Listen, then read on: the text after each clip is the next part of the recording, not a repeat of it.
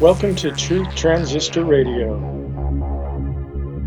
There's secret societies that are collectively known as the Illuminati, which means illumined ones, that apparently these secret societies claim, and you can read their own writings, occultists such as Aleister Crowley, Albert Pike, Helena Blavatsky, Alice Bailey, to name a few. And, some of them have talked about Freemasonry. Albert Pike and Aleister Crowley are both occultists who are also Freemasons, and they talk about the goals of the Illuminati and Freemasonry and other secret societies. Helena Blavatsky, I believe it was her that started Theosophy, and Alice Bailey started the New Age movement, but they're all kind of connected to this Lucifarian doctrine that is at the very top levels of these secret societies is what they believe.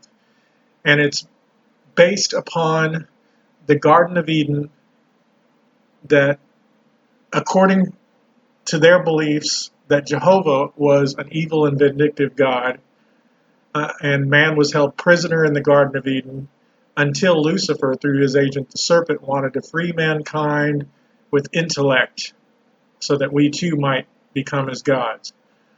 So these secret societies are set up to where you move up, you get initiated, and you move up the ladder towards illumination. And it's symbolized by a pyramid with the all-seeing eye at the top. And that all-seeing eye is Lucifer, or the illumined man.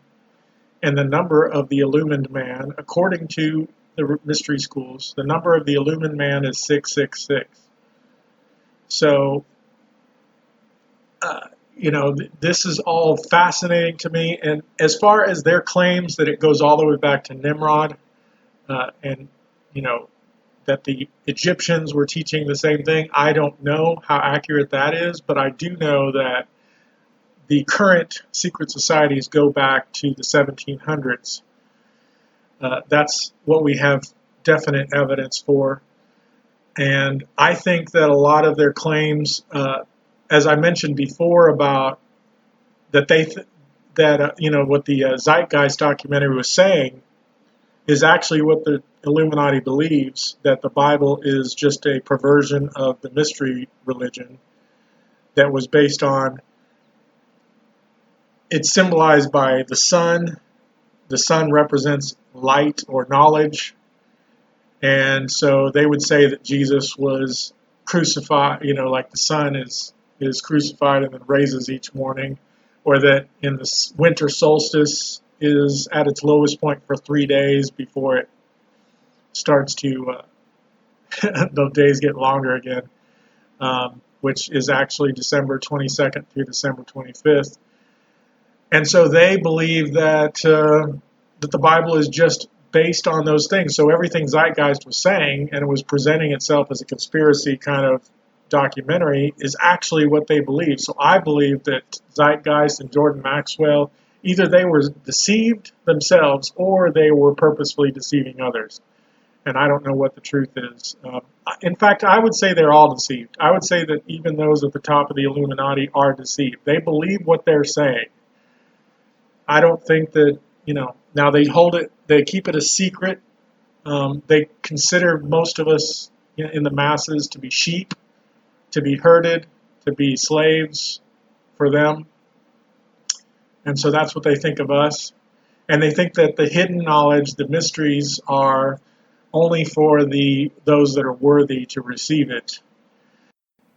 Now, throughout time, whether or not these current secret societies go all the way back to Nimrod or to the serpent in the garden or not, I don't know.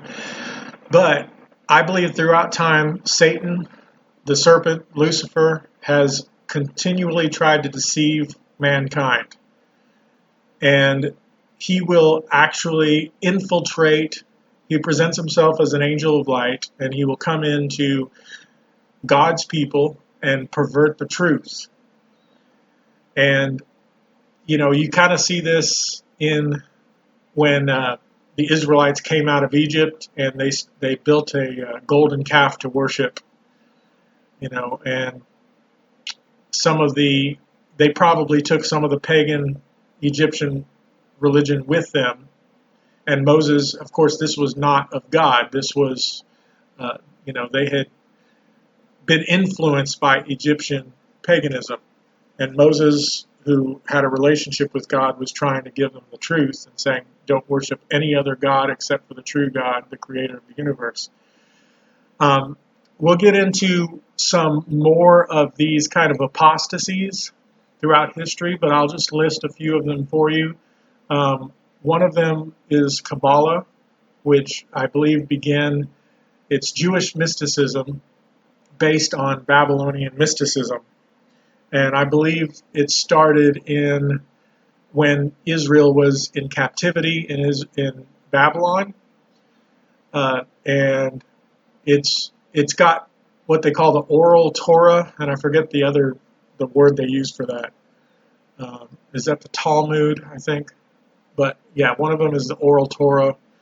And if you really research the teachings, and again, the way that it's set up is similar to the secret societies, where you have to be initiated, and it's like secret knowledge that you grow into, and you have to be worthy of it to understand it so you don't pervert it or whatever. But if you really dig deep into what the Kabbalah teaches, it's very similar. It's like mixing Judaism with the mystery religions. And so that's one. You move forward to Christian Gnostics, which in the first couple of centuries after Christ began to have that, which is a mixture of the same things, because Kabbalah is Gnosticism mixed with Judaism. And then you had Gnosticism mixed with Christianity, which some of the Gnostic Gospels that are not in the Bible, but like the Gospel of Peter or the Gospel of Judas, and there's others that have very Gnostic ideas. So from the very beginning of the church, Satan began to work on deceiving them as well.